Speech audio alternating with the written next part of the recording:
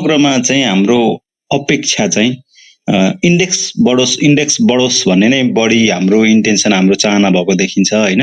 अनि हामीले चाहिँ कम्पनीको इपिएस बढ्ने कुरामा के कुराले इम्प्याक्ट गरेछ, इपिएस किन बढाएको छैन अथवा नेटवर्थ किन बढाएको छैन, त्यो पोलिसी कुन चाहिँ पोलिसीले त्यसलाई चाहिँ ब्रेक गरिराखेको छ, रोकिराखेको छ भन्ने विषयमा त्यति छलफल गरिराखेका छैनौँ।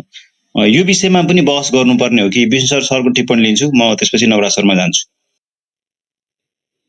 होइन, अब यो डेफिनेटली हामीले जस्तो इन्डेक्स बढोस् या सेयरको प्राइसेस बढोस् भन्ने क्रममा अभियसली त्यो सेयरको प्राइसेस किन बढ्ने त भन्ने लजिक हामीले खोज्यौँ भने अभियसली तपाईँको कम्पनीको इपिएस बढोस्, कम्पनीहरूले लिस्टेड कम्पनीहरूले राम्रो कमाउनु, उनीहरूको कमाइ राम्रो होस् भन्ने चाहिँ चाहना हो। कमाइ राम्रो भयो भने डेफिनेटली त्यो बढ्नु नै पर्छ, बढ्ने नै आधार हो, त्यो अरू कुनै आधारहरू हुँदैन। तर हाम्रो चाहिँ पोलिसी मेकर्सहरूको चाहिँ हामीले अलिकति के देखिराखेका छौँ भन्दाखेरि हेर्नुहोस्, हामी अलिकति मैले एक ठाउँमा एउटा पत्रकारसँग कुरा गर्दाखेरि मैले एउटा वर्ड चाहिँ युज गरेको थिएँ, हाम्रो ठिमाए इकोनोमी भनेर भनेको छु कि मैले यसलाई चाहिँ। कस्तो हो भन्दाखेरि, ठिमाए कस्तो हो भन्दाखेरि तपाईँ हामीले हाम्रो अर्थतन्त्रको खाका कस्तो हुने, हामी कतापट्टि ड्राइभ गर्न खोज्दैछौँ भन्ने कुराहरू निर्धारणै गर्न सकेका छैनौँ। हामी चाहिँ फ्री र ओपन इकोनोमीमा जाने हो, टोटल्ली क्यापिटलिजमलाई चाहिँ हामीले एडप्ट गरेर जाने हो, या फेरि हामी सोसलिजमतिर जाने हो, या दुइटाको मिक्स गरेर मिक्स इकोनोमीतिर जाने हो भन्ने कुराहरू चाहिँ हामीले निर्धारण गर्न सकेका छैनौँ। अब सोसलिजमको तपाईँको धेरैजसो पोलिटिकल पार्टीहरूको यदि हामीले कुरा सुन्यौँ भने नेपाली काङ्ग्रेसदेखि लिएर कम्युनिस्टहरू त अब तपाईँहरूको सोसलिजमको भयङ्कर डिबेट गर्ने पक्षधर नै भए। अब नेपाली काङ्ग्रेसमा पनि हेर्नुहुन्छ भने सैद्धान्तिक जुन चाहिँ ड्राइभ हो उसको व्यवहारमा जस्तो सुकै देखिए पनि हामी समाजवाद भनेर भनेको हुन्छ, फेरि हाम्रो संविधानमा नै समाजवाद उन्मुख भनेर लेखिएको छ। अब यो कस्तो खालको भन्दाखेरि यो खालको व्यवस्थालाई, मिक्स इकोनोमीको व्यवस्थालाई चाहिँ एडप्ट गरेर लामो समयसम्म 1992 सम्म चाहिँ इन्डियाले चाहिँ हामीले हेऱ्यौँ भने 47 देखि जब उसले चाहिँ त्यहाँ संविधान लागू भयो 1950 मा त्यो चाहिँ लागू भइसकेपछि त्यहाँको पनि संविधानमा सोसलिजम भनेर लेखिएको छ। सोसलिजम भनेर लेखेर अनि त्यसपछि नेहरूले जुन चाहिँ मिक्स इकोनोमीको चाहिँ उहाँले चाहिँ परिकल्पना गर्नुभयो र त्यही मिक्स इकोनोमीलाई बढाउने कामहरू गर्नुभयो। मिक्स इकोनोमीमा उहाँले के गर्नुभएको थियो, तपाईँको पब्लिक इन्टरप्राइजेसहरूलाई चाहिँ प्रोत्साहन पनि गर्ने र प्राइभेट सेक्टरलाई पनि खुला ह्यान्ड दिने भन्ने कुराहरू थियो। तर त्यसको साथसाथै त्यो पोलिसीमा एउटा ब्याकलग के थियो भन्दाखेरि प्राइभेट सेक्टरलाई फस्टाउनको लागि चाहिँ लाइसेन्स राज चाहिँ हरेक चिजमा चाहिँ लाइसेन्सिङ हुनुपर्ने, गभर्मेन्ट अथोरिटीबाट लाइसेन्स लिएर गर्नुपर्ने, बिना लाइसेन्सको केही पनि काम नगर्ने। अनि त्यसपछि त्यो लाइसेन्सिङ प्रोसेसमा जुन रेड ट्यापिजम हो, अहिले नेपालको जस्तो स्थिति छ एक्ज्याक्टली त्यही स्थिति हुन्थ्यो। कुनै फरेन डाइरेक्ट इन्भेस्टमेन्ट आउनु पर्यो भने पनि 2-2 वर्षसम्म कुर्नु पर्ने हैन। अनि त्यसपछि विभिन्न रेड ट्यापिजम प्रक्रियाहरूबाट गुज्रिँदाखेरि 2 वर्षपछि उसले लगानी गर्छु भनेर सोचेको जुन प्रोजेक्टहरू हुन्छ त्यो चाहिँ अनभायबल भइदिन्छ। अनि त्यसपछि फरेन इन्भेस्टमेन्ट्सहरू नभित्रिने। त्यसले गर्दाखेरि इन्डियामा हामीले हेऱ्यौँ भने 1992 मा जब मनमोहन सिंहले तपाईँको इकोनोमिक रिफर्म्सको पोलिसीहरू लिएर आउनुभयो, त्यो बेलामा इन्डियामा जम्मा 15 डेजको इम्पोर्टलाई धान्न सक्ने फरेन रिजर्भ मात्रै इन्डियामा थियो। त्यो भनेको एकदमै विकराल स्थिति थियो। इन्डिया अलमोस्ट तपाईँको एउटा क्रास जस्तो स्थितिमा आइसकेको थियो र त्यो पोलिसी रिफर्म्स यदि उहाँले नगरेको भए इमिडिएटली तपाईँको 1 महिनाभित्रभित्र नै 20%ले चाहिँ तपाईँको करेन्सीलाई डेप्रिसिएट गरेर अनि त्यसपछि अटोमेटिक एप्रुभल रुटबाट चाहिँ फरेन इन्भेस्टमेन्ट्सहरू आउनुपर्ने, धेरै ठुलो चाहिँ फरेन इन्भेस्टमेन्ट्सको लागि कुनै झमेलाहरू गर्न नपर्ने भन्ने कुराहरू हुने। अनि त्यसपछि आफ्नो सम्पूर्ण गोल्डहरूलाई चाहिँ त्यहाँको रिजर्भ ब्याङ्कले चाहिँ आइएमएफमा गिरवी राखेर तपाईँको ड्रइङ्सहरू चाहिँ उसले लिएको थियो। त्यो स्थिति आएको थियो इन्डियामा र त्यो स्थितिबाट निस्कनको लागि स्ट्रक्चरल रिफर्म्स चाहिँ पुरै इकोनोमीलाई चाहिँ ओपन अप गरिदिने, फ्री गरिदिने खालको कामहरू चाहिँ गर्नुभएको थियो। र त्यसको समाधान के हो भनेर भन्दाखेरि अब इन्डियाले पनि तपाईँको इम्पोर्ट ब्यानदेखि लिएर दुनियाँदार सबै कुराहरू गर्न सक्थ्यो, तर त्यो नगरेर उसले के गर्यो त भन्दाखेरि हामीले फरेन रिजर्भ बढाउनको लागि फरेन इन्भेस्टमेन्ट्सलाई अट्र्याक्ट गर्नुपर्छ, हामीले आउने बाटो चाहिँ खोल्नुपर्छ, जाने कुरालाई चाहिँ हामीले एउटा क्षणिक रूपमा त रोक्न सक्लौँ, तर चाहिँ जाने कुरालाई चाहिँ हामीले लङ टर्मसम्म रोक्न सकिँदैन है भन्ने कुरा चाहिँ मनमोहन सिंहले रियलाइज गरेर त्यही खालको इकोनोमिक रिफर्म्सहरू लिएर आउनुभयो। अब यहाँ हाम्रो के छ, नियामक निकायहरूको चाहिँ एउटा दृष्टि कस्तो छ भन्दाखेरि एकदमै कुदृष्टि लगाएको हुन्छ। कर्पोरेट्सहरूले कमाइ गर्न सुरु गर्यो भने अनि त्यसपछि तिमीहरूले यति धेरै नाफा कसरी गर्यौ, तिमीहरूको नाफा चाहिँ घटाओ, या फेरि कम्पनीहरूले नाफा कमाएर बाँड्न सुरु गर्यो भने बाँड्न पाउँदैनौ। तपाईँको कर्पोरेट डिसिजन्समा पनि इन्टरफियर गर्ने सबैभन्दा हास्यास्पद स्थिति त कस्तो हो भन्दाखेरि नियामक निकाय जुन बिमा समिति हो, नेपाल तपाईँको यो ऐनले दिए अनुसार मैले चाहिँ आफ्नो सेयरलाई स्प्लिट गरेर तपाईँको 50मा ल्याउँछु भन्दाखेरि नियामक निकायले चाहिँ तिमीले चाहिँ 50मा ल्याउन पाउँदैनौ भनेर अडचन लगाउने हैन। कर्पोरेट डिसिजन्समा तपाईँको नियामक निकायको के भूमिका? त्यसले न तपाईँको क्यापिटल स्ट्रक्चरलाई स्प्लिट गर्नु भनेको, न क्यापिटल स्ट्रक्चरलाई कुनै चेन्ज गरेको छ, केही पनि गरेको छैन। तपाईँको जस्ट एउटा फेस भ्यालु रिड्युस गरेर नम्बर अफ सेयर बढेको छ, तपाईँको रिजर्भमा पनि त्यत्तिकै पैसा छ, क्यापिटलमा पनि त्यत्तिकै पैसा छ। यो भनेको प्योरली कर्पोरेट डिसिजन हुनुपर्नेमा जुन खालको नियामक निकायले अननेसेसरी इन्टरफियर र टु मच कन्ट्रोलिङको मेकानिजम लिएर आएको छ र तपाईँको त्यसको साथसाथै कम्पनीहरूको प्रफिटमा पनि आँखा लगाउने काम गर्ने अनि उनीहरूलाई फ्रीली बिजनेस गर्न नदिने हैन। स्टेटले सबै कुराहरू नियन्त्रण गर्न, स्टेटको एजेन्सिजहरूले सब कुरालाई नियन्त्रण गर्ने खालको जुन खालको पोलिसिजहरू छ, त्यसले गर्दाखेरि चाहिँ हाम्रो फ्री इकोनोमी, ओपन इकोनोमी भनिए तापनि हाम्रो इकोनोमीले चाहिँ प्रोपर तरिकाले फङ्सन गर्न सकिराखेको छैन र अभियसली ब्याङ्कहरूले पनि तपाईँको त्यो मैले विभिन्न चरणहरूबाट ट्रेडिसनल बिजनेसबाट इपिएस जेनेरेट मात्रै नभएर अर्को कुनै तरिकाबाट इन्भेस्टमेन्ट एक्टिभिटीबाट हुन्छ कि अरू कुनै नयाँ इनोभेटिभ फाइनेन्सियल प्रडक्ट्सहरू लिएर आएर मैले चाहिँ आफ्नो इपिएस जेनेरेट गर्न सक्छु कि भन्ने खालको चाहिँ फ्री ह्यान्ड चाहिँ दिइएको छैन।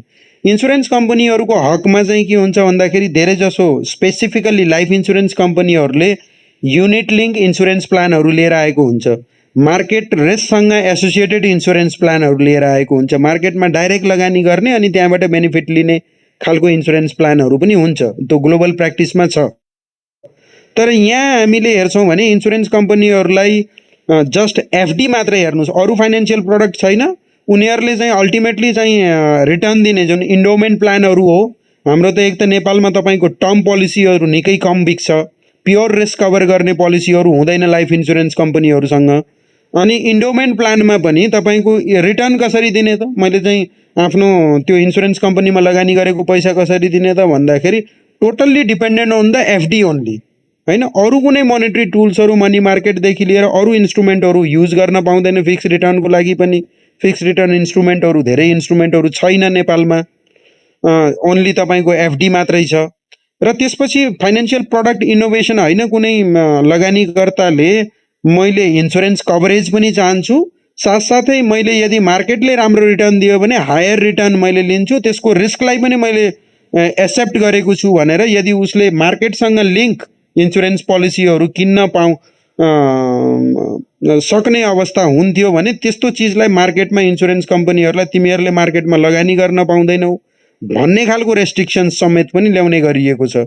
यो भनेको हाम्रो नेपालमा चाहिँ अभियसली कर्पोरेट्स अर्निङ्सहरू झन् चाहिँ एक्सपान्सन गर्ला, झन् झन् नयाँ बिजनेस अपर्च्युनिटी ल्याउला भन्ने क्रममा उल्टा चाहिँ नियामक निकायकारीहरूको भूमिका कस्तो छ भन्दाखेरि उनीहरूको प्रफिटलाई कसरी स्क्विज गर्ने र प्रफिटलाई चाहिँ झन् झन् प्रफिट मार्जिनलाई चाहिँ कसरी घटाउने भन्ने कुरामा चाहिँ बढी ध्यान दिएको देखिन्छ। जबकि प्रफिट मार्जिन चाहिँ एक्सपान्सन गर्दै जान सक्ने उनीहरूलाई चाहिँ एउटा रुम छोडिदिने हो भने र फ्री र ओपन कम्पिटिटिभ इन्भाइरोमेन्ट दिने हो भने चाहिँ बेटर हुन्थ्यो। हाम्रो यहाँ कम्पिटिटिभ इन्भाइरोमेन्ट नभएर मैले पहिला पनि भनिसकेको छु, कार्टेलिङलाई चाहिँ बढी प्रोत्साहन गरिन्छ हाम्रो नियामक निकायबाट। उल्टा तिमीहरू मिलेर सबै मिलेर एउटै खालको पोलिसी लिएर आऊ है, यो सबैको लागि एउटै खालको पोलिसी लागू हुन्छ है, तिमीहरूको इन्सुरेन्सको प्रिमियम पनि बिमा समितिले तोकिदिने, हामीले तोक्नुपर्छ भन्ने खालको चाहिँ उनीहरूको टेन्डेन्सी छ। यसले गर्दाखेरि चाहिँ तपाईँको प्रफिट चाहिँ स्क्विज भइराखेको छ। हेर्नुहोस् त, जुन किसिमले प्रफिट कमाउनु पर्ने हो, कम्पनीजहरूले कर्पोरेट्स अर्निङ्सहरू हुनुपर्ने हो, उनीहरूसँग प्रडक्टै नभएर उनीहरू प्रडक्ट इनोभेसन छैन त, नयाँ नयाँ तरिकाले सोच्ने तरिकाहरू छैन। त्यसले गर्दाखेरि चाहिँ इभन प्रडक्ट ल्याउनमा पनि तपाईँको रेगुलेटरले इन्टरफियर गर्ने भएको हुनाले प्रफिट स्क्विज भइराखेको छ। यो चाहिँ चिन्ताको विषय नै हो। प्रफिट एक्सपान्सन हुनुपर्ने हो, झन् एग्रेसिभ ग्रोथ हुनुपर्ने नेपाल जस्तो डेभलपिङ कन्ट्रीमा, त्यो चाहिँ देखिएको छैन। अब ओभियसली हाम्रो हेर्नुपर्ने कुरा त अल्टिमेटली त्यही नै हो, हाम्रो इन्डेक्स कहाँ बढ्छ के गर्छ होइन, कुन कम्पनीको लो क्यापिटल छ अनि प्राइस म्यानुपुलेट भएर मासतिर जान्छ भन्दा पनि तपाईँको इपिएसमा चाहिँ ग्रोथ छ कि छैन र त्यो इपिएस ग्रोथको एकर्डिङली चाहिँ कम्पनीहरूको भविष्यमा गएर त्यसको प्राइसिङ चाहिँ डिटरमाइन हुन्छ कि हुन्न भन्ने खालको त्यो ऱ्यासनल बिहेभियर चाहिँ हामी लगानीकर्ता आफैमा पनि छैन। कुनै कम्पनीले राइट ल्याउँछ भन्यो भने पनि त्यसपछि बौला चाहिँ त्यस कम्पनीको पछाडि दौडिया छ। तपाईँको बोनस दिन्छु भने त झन् झन् वाह गरिया छ। हेर्नुहोस्, डिभिडेन्ड दिने कम्पनीलाई कसैले वास्ता गर्दैन रेगुलर डिभिडेन्ड दिने, अनि बोनस मात्रै दिन्छु भन्ने कम्पनीलाई चाहिँ तछाड र मछाड गरेर त्यसको सेयर प्राइसेस त्यसको सेयर किन्न चाहिँ लगानीकर्ताहरू लाग्छ। इन्भेस्टरको बिहेभियरले गर्दाखेरि पनि तपाईँको सर्टेन समस्याहरू छ। इन्डेक्समा चाहिँ हाम्रो त्यो अल्टिमेटली मार्केटले कहिलेसम्म तपाईँको बोनस अनि राइटबाट चाहिँ तपाईँले प्राइसेसलाई इन्फ्लेट गरिराख्नुहुन्छ त? अल्टिमेटली त्यो इन्फ्लेटेड भएको प्राइस त अल्टिमेटली तल आउँछ नै, त्यो त हुने नै हो। त्यो चिजहरू चाहिँ हामीले त्यतापट्टि ध्यान दिँदैनौँ। अनि हाम्रै मेन्टालिटी पनि के छ भन्दाखेरि कुनै कम्पनीले बोनस दिएन र तपाईँको डिभिडेन्ड मात्रै दियो भने ओहो यो कम्पनी त बेकार खत्तम, यो चाहिँ काम लाग्ने कम्पनी छैन भन्ने जेनरल इन्भेस्टर्सको मेन्टालिटी छ। त्यसले गर्दाखेरि पनि अलिकति फरक चाहिँ परिया छ। ओभियसली हामीले ध्यान दिनुपर्ने कुराहरू इपिएस अर्निङ्समा नै हो। त्यही हिसाबले हामीले हेऱ्यौँ भने ग्रोथ पोटेन्सियल्स भोलि बिहान भविष्यमा छ भने, र अहिले हाम्रो स्थिति चाहिँ साह्रै खराब स्थिति होइन। रेगुलेटरले अलिकति ओपन ह्यान्ड फ्री ह्यान्ड छोडिदिने हो भने कर्पोरेट्स अर्निङ्सहरू राम्रै तरिकाले ग्रो गर्न सक्ने चान्सेस छ। प्रोडक्ट इनोभेसन गर्न दिनु पर्यो र नयाँ नयाँ फाइनेन्सियल प्रडक्ट्सहरू, फाइनेन्सियलदेखि लिएर तपाईँको रियल सेक्टरको होस् या तपाईँको फाइनेन्सियल सेक्टर्सको कम्पनीजहरू होस्, उनीहरूलाई चाहिँ अलिकति फ्री ह्यान्ड छोडिदिने हो भने पोसिबली हामीले राम्रो ग्रोथ पोटेन्सियल देख्न सकिन्थ्यो कि भन्ने चाहिँ मेरो भ्यू हो। मोहन सर, म विष्णु सरलाई एउटा क्वेसन सोध्छु ल। विष्णु सर, हजुरलाई मैले के क्वेसन सोध्छु भन्दाखेरि तपाईँले डिभिडेन्ड भन्ने बित्तिकै मान्छे सर तपाईँको 1200 1100मा तपाईँको स्टक किनेर, एउटा कुनै पनि स्टक किनेर 20% त्यसले डिभिडेन्ड दियो भने मलाई सर त्यो कहिले मैले त्यो जस्टिफाई गरेर त तपाईँको त्यो प्राइसलाई जस्टिफाई गरेर त डिभिडेन्ड 20 रुपियाँ मैले तपाईँको 1200 लगानी गरेर 20 रुपियाँ कमाउनु छ भने त म किन सेयर मार्केटमा आउनु सर? म त तपाईँको जानु पर्ला नि फिक्स्ड डिपोजिटमा। त्यो जस्टिफाई गर्छ सर तपाईँको? तपाईँ त्यो कि त तपाईँको त्यो अहिले जुन कमर्सियल ब्याङ्कहरू छ त्यसको मूल्य 100 रुपियाँ आउनुपर्छ सर। आइपिओको त्यो 100मा आयो भने चाहिँ त्यो त्यसबाट चाहिँ तपाईँको 10% 15% डिभिडेन्ड दिनु, त्यसले जस्टिफाई गर्ला। तर तपाईँको 500 को स्टक किनेर धन्यवाद शङ्कर सर, तपाईँ कुरा बुझिएको छ। हामी थप कुरा अगाडि लिन्छौँ। तपाईँ कुरा बुझिएको छ, धन्यवाद। अब विष्णु सरले नै टिप्पणी गर्नुभयो हुन्छ, उहाँले तपाईँले नै कन्फर्म गर्न चाहे। हेर्नुहोस्, तपाईँको डिभिडेन्ड यिल्ड हामीले हेऱ्यौँ भने हेर्नुहोस्, लामो समयदेखि म स्टक मार्केटमा लागेको हो, इन्डियामा पनि लामो समयसम्म गरेँ। इभन इन्डियन कम्पनीहरूको पनि तपाईँले डिभिडेन्ड यिल्ड हेर्नुहुन्छ भने धेरै ठुलो डिभिडेन्ड यिल्ड हुँदैन। त्यो डिभिडेन्ड यिल्ड भनेको 1-2% मात्रै हो होइन। कम्पनी एज अ तपाईँको रनिङ एन्टिटी, तपाईँको अनगोइङ एन्टिटीको रूपमा उसले रिजर्भ्समा थुप्राइराखेको पैसा र उसको टोटल नेटवर्थ भ्यालुएसन के छ भन्ने कुराहरू निकाल्ने मेथडहरू डिफ्रेन्ट मेथडहरू हुन्छन्। इन्टरप्राइज भ्यालुदेखि लिएर धेरै कुराहरू निकाल्ने गरिन्छ। भ्यालुएसनका मोडल म्याट्रिक्सहरू धेरै छन् होइन। हरेक आफ्नो मान्छेले कुनै पनि सेयर किन्ने या बेच्ने गर्दाखेरि डिफ्रेन्ट भ्यालुएसन म्याट्रिक्स लगाएर आफ्नो प्राइसलाई जस्टिफाई गर्ने गरी किन्ने या बेच्ने गर्छ। त्यो हरेक आफ्नो मान्छेको आफ्नो पर्सेप्सन हो। स्टक मार्केटमा कुनै पनि स्टकको प्राइसेस के छ भन्ने कुरा पर्सेप्सनको खेल हो।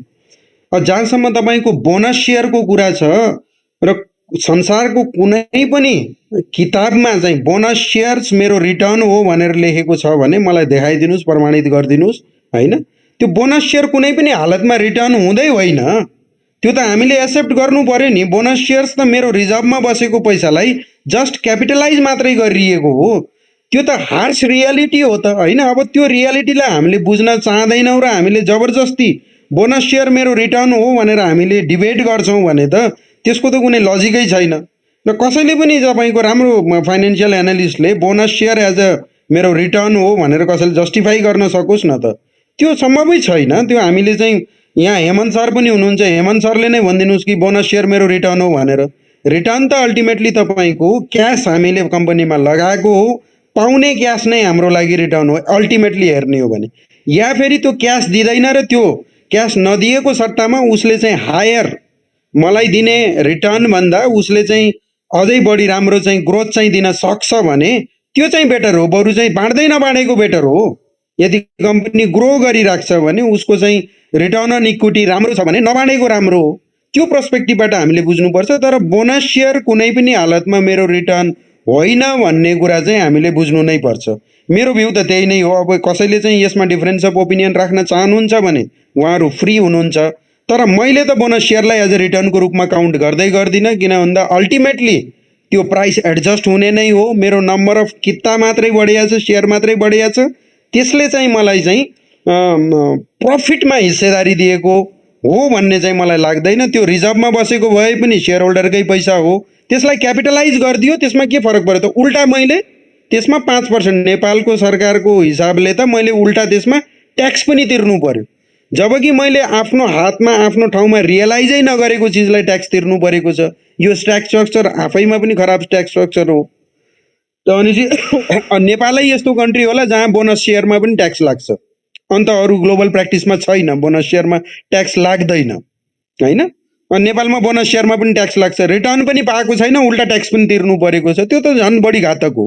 र भोलि बिहान गएर कम्पनीहरूलाई अन्नेसेसरी क्यापिटलको बोझ तल दबिएर तपाईँको हायर इपिएस चाहिँ जेनेरेट गर्ने जुन चाहिँ दबाब हुन्छ, त्यो पनि एउटा अल्टिमेटली लङ टर्ममा गएर कम्पनीको लागि घातक हो भन्ने कुरा त सिधा अहिले ब्याङ्कहरूको जुन चाहिँ इपिएस अर्निङ्स ग्रोथ गर्नमा चाहिँ जुन जुन प्रेसर देखिएको छ अर्निङ पर सेयर निकाल्नमा, त्यसको कारण पनि हामीले चाहिँ जथाभावी चाहिँ हामीले क्यापिटल बढाउँदै गयौँ, क्यापिटल ठुलो गऱ्यौँ, अनि त्यसपछि आएर त्यसको चाहिँ रिटर्न अन इक्विटीको प्रेसरको तल चाहिँ ब्याङ्कहरू परिराखेको हामीले देखिराखेका छौँ। सिम्पल इक्जाम्पल म तपाईँलाई भन्न चाहन्छु, इन्डियाको तपाईँको वान अफ द लार्जेस्ट ब्याङ्कमा आउँछ एचडिएफसी ब्याङ्क। एचडिएफसी ब्याङ्कको क्यापिटल भनेको इन्डियन करेन्सीमा 550 करोड हो होइन। त्यो भनेको नेपालको जुनसुकै ब्याङ्कभन्दा पनि थोरै हो क्यापिटल।